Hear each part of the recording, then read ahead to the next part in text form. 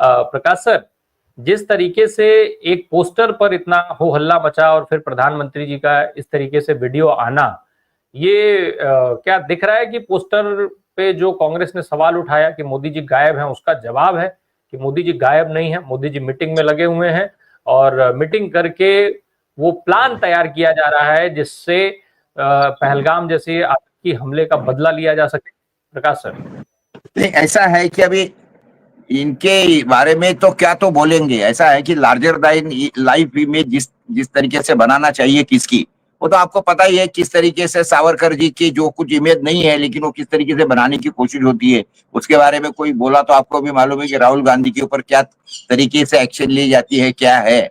बातें ऐसी है कि बातें बनाना अगर सीखना है तो ये तो बात देखो, हर चीज के लिए मैं तो अभी ये मानता हूँ, आदर्श मानता हूँ कि अगर भ्रष्टाचार कैसा करना है तो भाजपा के नेता से सीखना चाहिए। लार्जर देन लाइफ इमेज बनानी है, किसी का अगर औहदा बढ़ाना है, अगर कोई दबा के झूठ बोलना है, तो ये अगर सीखना है तो बीजेपी से सीखना पड़ेगा, ये बात बिल्कुल पक्की है।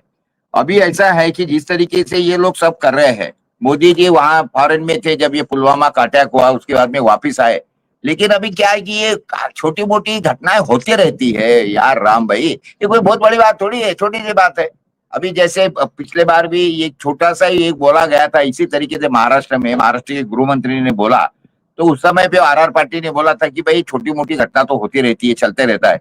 तो इतना बवाल करवा दिया था इन्होंने जिसकी कोई हद नहीं थी एकदम। और लेकिन अभी मोदी जी ये इतना 26 लोग वहां मरने के बाद भी अगर वहां जाते नहीं है, उसके बारे में कुछ बोलते नहीं है, और वहां पे ना बोलते हुए जाके बिहार में वो भी अंग्रेजी में बोलते, तो कितनी बड़ी बात है साहब। मैं ऐसा समझता हूँ कि जो कुछ चल रहा है हमारे देश के अंदर, कि जिसकी कोई अभी देखिए, अब उस दिन वो इसके मीटिंग में थे, विशेष मीटिंग में, और विशेष मीटिंग के अंदर से वो विशेष मीटिंग खत्म नहीं होती है, खत्म नहीं होती है, तो इमीडिएटली गोदी मीडिया के ऊपर यह आ जाता है कि मोदी जी ने तो फ्री हैंड दे दिया। अरे भाई तुमको कैसे मालूम पड़ा?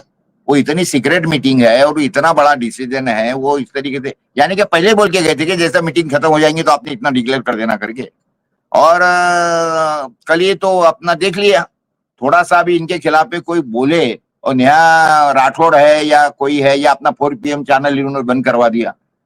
तो अभी तो मैं हमेशा बोलते आ रहा हूं कि अभी हमारे देश के अंदर कोई डेमोक्रेसी नहीं चल रही है, ये हमारे देश के अंदर अनडिक्लेयर्ड इमरजेंसी चल रही है एक विषय, और डिक्टेटरशिप चल रही है, यही इसका पूरा का पूरा ये है। अभी आज मैं देख रहा था कि 50 लाख रुपए इन्होंने जुर्माना ये दिया, मुआवजा दिया, ये जो पहलगाम में जो हुआ इनके लिए 50 लाख। उधर जाके कितने दिए, वो कुंभ में मरे उनको 25 लाख रुपए, लेकिन वो आंकड़ा 30 के ऊपर बढ़ नहीं रहा, और वो नाम भी अभी तक के डिक्लेयर नहीं किए इन्होंने।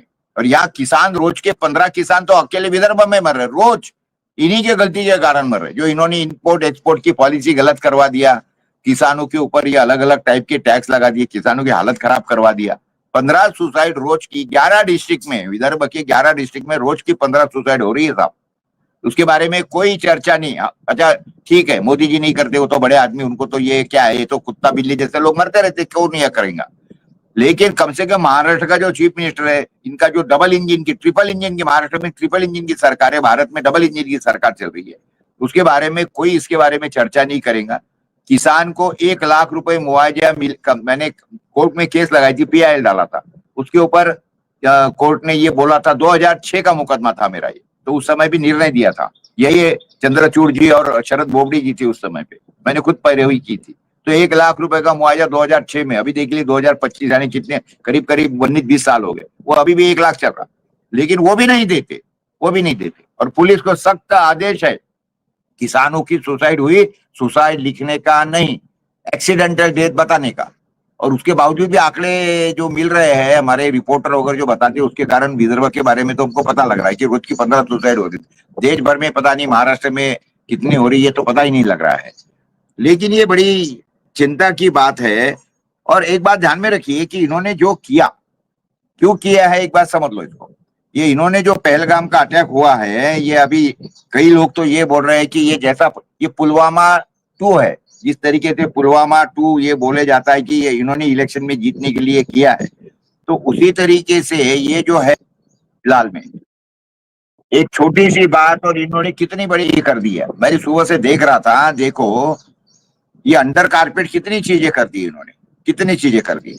हमारे महाराष्ट्र के अंदर ये इलेक्शन हो रहे थे, तो इलेक्शन के अंदर जो 64 लाख जो वोटर ज्यादा आए, अभी उसके ऊपर की चर्चा कोई खत्म हो गई। अभी पूरे अभी तक की तो चर्चा थी वो खत्म कर दिया। दिल्ली हरियाणा के अंदर की जो इलेक्शन हुआ था उसके अंदर जो भी घोटाला हुआ उसकी चर्चा बंद करवा दी। ये जो अपना इलेक्शन कमिश्नर है राजू कुमार, उसके ऊपर की कार्रवाई की मांग हो रही थी, आपको पता है, वो भी अभी रुक गए, उसके बारे में कोई चर्चा नहीं। ये बिहार की और इसकी जो इलेक्शन ये हो रही है, आपका इलेक्शन हो रहा है, तो उसके अंदर जो अपना नीतीश कुमार को भी देखो अपोज हो रहा था, वो भी अभी दब गया है। उसके बाद में भाजपा का जो केंद्र में के साथी है चंद्रबाबू नायडू, उन्होंने जो वक्फ बोर्ड के बारे में जो ये किया था उसके ऊपर भी काफी बवाल हो चुका था, लेकिन वो भी दब गया, अभी कोई चर्चा नहीं कर रहा उसके अंदर।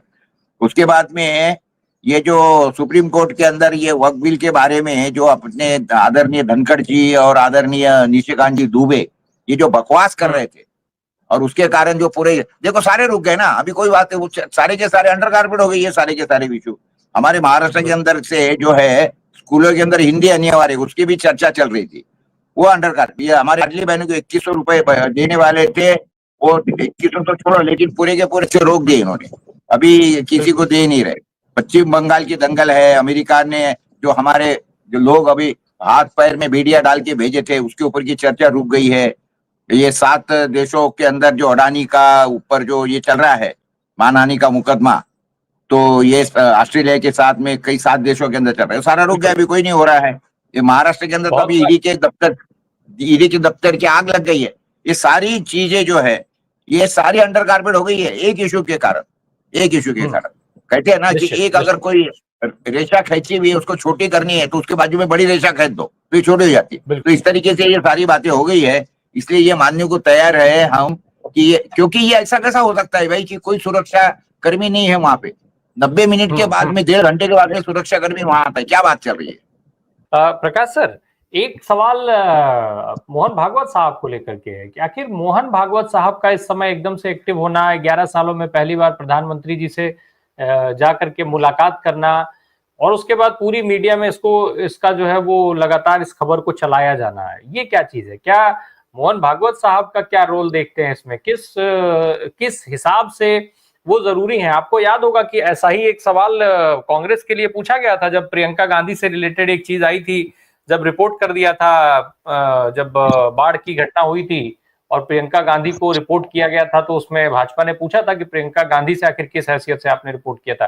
तो मोहन भागवत साहब आज की तारीख में प्रधानमंत्री जी से क्यों मिल रहे हैं? क्यों जरूरी है मोहन भागवत जो प्रधानमंत्री से मुलाकात करेंगे? राम भाई देखिए, बातें जब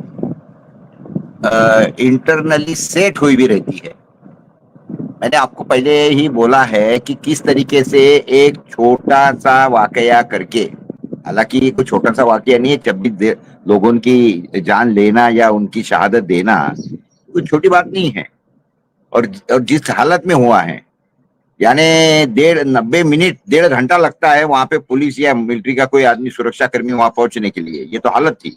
तो कहने का मतलब ये कहने के लिए बिल्कुल क्लियर है कि उनको सारों को हटा दिया था, नहीं तो ऐसा तो होता नहीं है कभी कश्मीर के अंदर। मैंने बताया तो आपको कि 2001 में मैं वहां गया था, उस समय भी क्या हालत थी। तो ये जो बातें हो रही है, तो ऐसा है कि अभी जो हमारे मित्र पुष्पराज जी बोल रहे थे कि सरकार का काम है नफरत को रोकना, ये बात बिल्कुल पुष्पराज जी बिल्कुल बोल रहे, सही बोल रहे। लेकिन यहाँ पर जब सरकार ही नफरत फैला रही है, अरे 1 मिनट के अंदर आने गोदी मीडिया वहां पहुंच भी गया और उनको मालूम भी पड़ गया, उन्होंने ये भी कर लिया कि वो बोल रहे थे कि कोई कौन सी जाति के हो, धर्म भी पूछ लिया, और उसके बाद में उसकी पैंट उतारी ये भी मालूम पड़ गया, वो भी देख लिया उन्होंने कि उसकी सुनता हुई है या नहीं है। यानी ये पहले से डिसाइडेड एजेंडा है कि इसका किस तरीके से फायदा लेना है इलेक्शन के लिए। जो अभी सर पे है, जिस तरीके से पुलवामा किया गया, इलेक्शन का करवा दिया गया, तो ये तो खुद ही एक्सपोज हो रहे भाई सारी चीजों के अंदर। तो ये जो बातें चल रही है, तो यहाँ सरकार ही इस तरीके से, क्योंकि ये तो बात दिख रही है, या वहां पे तो कश्मीर के अंदर तो सारे के सारे मुस्लिम लोग वहां के रास्ते पे आ गए, पाकिस्तान के खिलाफ आ गए। ये तो बहुत बड़ी अचीवमेंट हो गई है, मैं तो बोलता हूँ देश के लिए। इन्होंने ऐसा फैला दिया, लेकिन लोगों के ध्यान में आ गया तो लोगों ने तो एकता का प्रतीक वहां बता दिया। किस तरीके से सारे जो हमारे टूरिस्ट है वो एक एक करके बोल रहे थे कि किस तरीके से इन मुस्लिम लोगों ने हमारी जान बचाई, किस तरीके से हमको घर में रखा, किस तरीके से कोई आदमी चल नहीं सकता था तो उसको पीठ पर लेके लाद के लेके आए वो लोग। तो ये तो एक हिंदू मुस्लिम एकता की मिसाल इसके कारण दिख गई है। और बाकी ऐसा है कि जो चीजें है अभी गोदी मीडिया अगर आप देखेंगे, मैं आपको बता रहा हूँ पिछले 8 दिन से मैं लगातार रात को जाने के बाद में चालू करता हूँ, एक भी चैनल ऐसा नहीं है कि जिसके ऊपर पहलगाम के सिवा कोई दूसरा कुछ चल रहा है। कोई कुछ बोल रहा है, कोई कुछ बोल रहा है, कोई किसके ऊपर नूरा कुश्ती चल रही है, नूरा कुश्ती। वही बुलाते 5-6 जन, वो पाकिस्तान के कुछ लोग रहते, यहाँ के रहते, फिर वो उसका बोलते आ रहे तुमको नानी याद आ गई क्या। यानी देखो इंटरटेनमेंट अगर करनी है आपको इंटरटेनमेंट तो ये गोदी मीडिया देखो, अगर इन्फॉर्मेशन लेनी है तो अपने यूट्यूब चैनल देखो, यहाँ से सारी इन्फॉर्मेशन मिलती है। लेकिन अगर इंटरटेनमेंट करनी है, हंसना है आपको किस तरीके से, क्योंकि अभी कुणाल कामरा के शो बंद हो गए तो अभी इनके शो देखो किस तरीके से, तो आदमी को तो एंटरटेनमेंट हो जाएगी कि क्या बेवकूफी घरी बातें कर रहे करके। ये तो बातें ऐसी है साहब ये इसके अंदर कि इनकी जो पोलम पट्टी है ना राम भाई, इनकी पोलम पट्टी तो एक पाकिस्तान का एक कोई चैनल है, वो रिपोर्टर है, उसका मैं उस दिन देख रहा था, उसने बता दिया कि बोल रहे थे कि ये पानी रोक देंगे हम सिंधु का। अरे बोले ये सिंधु का पानी रोकना उसके लिए कम से कम 25-30 डैम बनाने पड़ेंगे। इनके बाद में रोकेंगे क्या, काय के लिए रोकेंगे क्या, मट्टी डाल दिए 5-50 ट्रक लाके मट्टी डाल दिए नदी में और वो पानी रुक गया, इस तरीके से होगा। और उसके बाद में रवीश कुमार का मैं सुबह देख रहा था, रवीश कुमार ने तो मैं नहीं छोड़ समझता हूँ कि रवीश कुमार ने इनका कोई कपड़ा उतारना बाकी रहा। भयंकर तरीके से रवीश कुमार ने सारा का सारा कंप्लीट टेक्निकली समझा दिया कि ये कितनी बकवास और क्या कर रहे हैं।